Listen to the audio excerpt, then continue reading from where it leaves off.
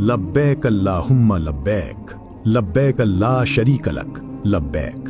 काले रण का ये वो ढांचा है जिसे देखकर दुनिया हैरान रह जाती है। ये सिर्फ पत्थरों से बनी हुई इमारत नहीं है, बल्कि इसके अंदर सदियों पुराने वो राज छुपे हैं जिनका सीधा कनेक्शन इंसानी खून और आपके दिल की धड़कन से है। आज हम उसी राज से पर्दा उठाने जा रहे हैं जो शायद आपने पहले कभी महसूस नहीं किया होगा। अगर हम वक्त के पहिए को घुमाकर पीछे ले जाएं, तो काबा की कहानी हजरत इब्राहिम से शुरू नहीं होती, बल्कि इसकी बुनियाद तो इंसानियत की शुरुआत यानी हजरत आदम के दौर में ही रख दी गई थी। सबसे पहले आदम ने ही इस मुकद्दस घर को इबादत के लिए बनाया था, मगर वक्त गुजरता गया और फिर हजरत नूह के जमाने में वो खौफनाक तूफान आया जिसने पूरी दुनिया को पानी में डुबो दिया।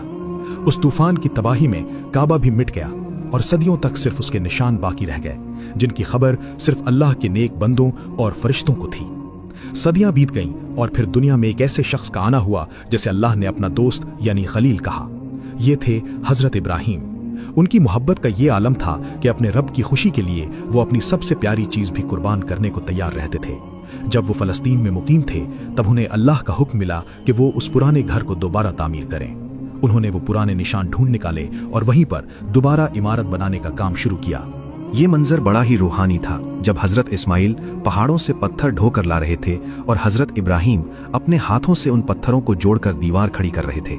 जब दीवारें ऊंची हो गईं, तो हजरत इब्राहिम एक बड़े पत्थर पर खड़े हो गए ताकि ऊपर तक हाथ पहुंच सके।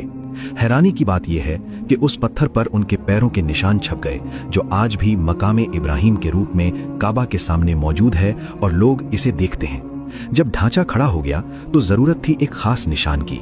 तब जिब्राइल जन्नत से एक सफेद चमकता हुआ पत्थर लेकर आए, जिसे आज हम हजरे असद कहते हैं। हजरत इब्राहिम ने उसे कोने में लगा दिया। रिवायतें कहती हैं कि शुरू में ये दूध सा सफेद था, मगर इंसानी गुनाहों को अपने अंदर जज्ब करते करते आज ये स्याह काला हो चुका है।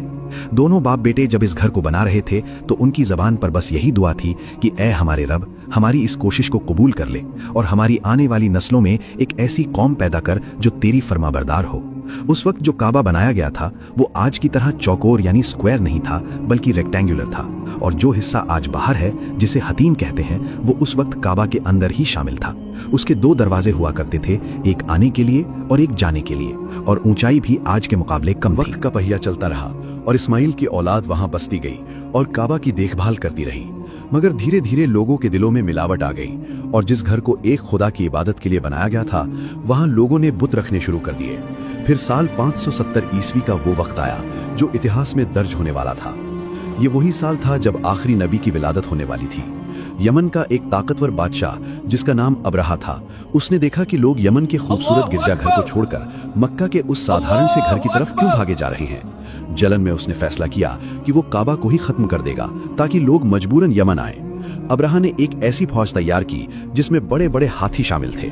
अरब के लोगों के लिए यह मंजर खौफनाक था, क्योंकि उनके घोड़े भी हाथियों को देखकर डर जाते थे। वो तकब्बुर में मक्का की तरफ बढ़ा और रास्ते में कई कबीले रौंदता चला गया। इसी दौरान उसने मक्का के सरदार अब्दुल मुत्तलिब के कुछ ऊंट पकड़ लिए। जब अब्दुल मुत्तलिब अपने ऊंट लेने गए, तो अब्राहा हैरान रह गया। उसने कहा, मैं यहाँ तुम्हारा सबसे मुकद्दस घर तोड़ने आया हूँ और तुम्हें अपने जानवरों की फिक्र है। तब अब्दुल मुत्तलिब ने एक ऐसी बात कही जो तारीख बन गई। उन्होंने कहा कि मैं इन ऊंटों का मालिक हूँ, इसलिए इनकी हिफाजत कर रहा हूँ, और रहा सवाल उस घर का, तो उसका भी एक मालिक है जो खुद उसकी हिफाजत करेगा। तो मेरे जानवर वापस करो और जो चाहे करो। अब्राहा ने ऊंट वापस कर दिए और गुरूर में आ अब्दुल मुत्तलिब ने काबा के दरवाजे को पकड़कर दुआ मांगी कि ए रब, एक मामूली इंसान भी अपने घर को बचाता है, आज तू भी अपने घर की रक्षा कर। जैसे ही अब्राहा की फौज मक्का के करीब पहुंची, एक अजीब वाकया हुआ। उनके हाथी जमीन पर बैठ गए और आगे बढ़ने से इनकार कर दिया। फौजियों ने उन्हें मारा, कोशिश की, मगर हाथी हिलने को तैयार न थे। अचानक आसमान का रंग बदलने लगा। समंदर की तरफ से परिंदों का एक बड़ा झुंड आया, जिनके पंजों और चोंच में छोटे छोटे कंकड़ थे। देखते ही देखते उन परिंदों ने वो कंकड़ उस फौज पर बरसाने शुरू कर दिए। वो कोई मामूली पत्थर नहीं थे, वो जिस्मों को चीर देते थे। पल भर में अब्राहा की वो घमंडी फौज भूसे की तरह बिखर गई और अल्लाह ने बिना किसी इंसानी फौज के अपने घर को बचा लिया। इस वाकये के बाद भी जमाना बदलता रहा। हजरत इब्राहिम की तामीर को 2000 साल बीत चुके थे। बारिश और सैलाब ने काबा की दीवारों को कमजोर कर दिया था। मक्का के कुरैश कबीले ने फैसला किया कि अब इसे तोड़कर दोबारा मजबूत बनाना पड़ेगा। उन्होंने तय किया कि इस नेक काम में सिर्फ हलाल कमाई ही लगेगी। दीवार गिराने की हिम्मत किसी में नहीं थी, सब डर रहे थे।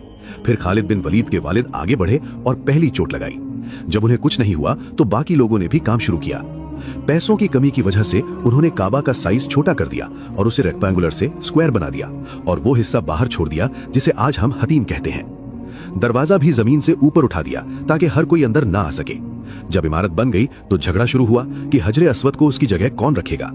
तलवारें खींचने ही वाली थीं कि फैसला हुआ कि जो कल सुबह सबसे पहले मस्जिद में दाखिल होगा वही फैसला करेगा। किस्मत देखिए कि सबसे पहले आने वाले शख्स और कोई नहीं बल्कि मोहम्मद सल्लल्लाहु अलैहि वसल्लम थे, जो उस वक्त अभी नबी होने का ऐलान नहीं कर चुके थे। उन्होंने अपनी चादर बिछाई और पत्थर उस पर रखा और हर कबीले के सरदार को चादर का कोना पकड़वाया। इस तरह सब खुश हो गए और आखिर में उन्होंने अपने मुबारक हाथों से वो पत्थर दीवार में लगा दिया। वक्त गुजरा और उसी शहर में इस्लाम का सूरज चमका। फतेह मक्का का दिन आया तो नबी सल्लल्लाहु अलैहि वसल्लम ने काबा के अंदर रखे 360 बुत तोड़ दिए और दीवारों पर बनी तस्वीरों को मिटा दिया। बस उसी दिन से काबा सिर्फ और सिर्फ अल्लाह की इबादत के लिए पाक हो गया। पहले मुसलमान बैतुल मुकद्दस की तरफ मुंह करते थे, मगर फिर अल्लाह के हुक्म से काबा हमेशा के लिए किबला बन गया। लेकिन काबा की आजमाइश अभी खत्म नहीं हुई थी। सन 683 में जब अब्दुल्ला बिन जुबैर ने खुद को मक्का में खलीफा घोषित किया तो यजीद की फौज ने मक्का को घेर लिया। उन्होंने पहाड़ों से आग के गोले बरसाए जिससे काबा का खिलाफ जल गया और दीवारें टूट गईं। मगर कुदरत का खेल देखिए कि अचानक यजीद की मौत हो गई और फौज वापस चली गई। इसके बाद अब्दुल्ला बिन जुबैर ने काबा को बिल्कुल वैसा बनाया जैसा हजरत इब्राहिम ने बनाया था, यानी रेक्टेंगुलर और 2 दरवाजों वाला। मगर ये सुकून ज्यादा देर नहीं रहा। कुछ साल बाद अब्दुल मलिक बिन मरवान के हुक्म पर हज्जाज बिन यूसुफ ने मक्का पर फिर हमला किया। इस बार हमला और भी भयानक था। कई हफ्तों तक पत्थर बरसाए गए। अब्दुल्ला बिन जुबैर बहादुरी से लड़े मगर शहीद हो गए। फतेह के बाद हज्जाज ने काबा को फिर से तोड़कर वैसा ही बना दिया जैसा कुरैश ने बनाया था, यानी स्क्वायर शेप में, और आज तक हम उसी शेप को देखते हैं। इतिहास का सबसे काला दिन तब आया जब साल 930 में करामतियों ने मक्का पर हमला किया। अबू ताहिर नाम का जालिम शख्स हथियार लेकर हरम में घुस गया। उसने हाजियों का कत्लेआम किया और चीख चीख कर कहा कि आज कहाँ है तुम्हारा रब। लाशों को जमजम के कुएं में फेंक दिया गया और वो जालिम हजरे अस्वद को उखाड़कर अपने साथ ले गया। 22 साल तक काबा बिना उस पत्थर के रहा। लोग डर के मारे हज पर जाना छोड़ चुके थे। आखिरकार मजबूर होकर और कमजोर पड़ने पर उन्होंने वो पत्थर वापस किया। सदियां गुजरती गईं और 1600 ईस्वी में एक भयानक सैलाब ने फिर काबा को नुकसान पहुंचाया। इस बार ऑटोमन सुल्तान मुराद ने बेहतरीन इंजीनियर्स बुलवाए और दुनिया के सबसे मजबूत पत्थरों से काबा को वैसा ही बनाया जैसा आज हम देखते हैं। एक दिलचस्प दौर वो भी था जब काबा के चारों तरफ 4 अलग अलग मुसल्ले हुआ करते थे। हनफी, मालिकी, शाफी और हमली लोग अपने अपने इमाम के पीछे अलग नमाज पढ़ते थे। मगर 1924 में जब किंग अब्दुल अजीज ने मक्का फतह किया तो उन्होंने इस फिरका परस्ती को खत्म किया और हुक्म दिया कि सब मुसलमान एक ही इमाम के पीछे नमाज पढ़ेंगे। आधुनिक दौर में 1979 में एक बड़ा हादसा हुआ जब जुहमान नाम के एक बागी ने अपने साथियों के साथ हरम पर कब्जा कर लिया। वो दावा कर रहा था कि मेहंदी आ चुके हैं। उसने दरवाजे बंद कर लिए और हाजियों को बंधक बना लिया। मजबूरन सऊदी फौज को हमला करना पड़ा। फ्रांस की स्पेशल फोर्सेस की मदद ली गई।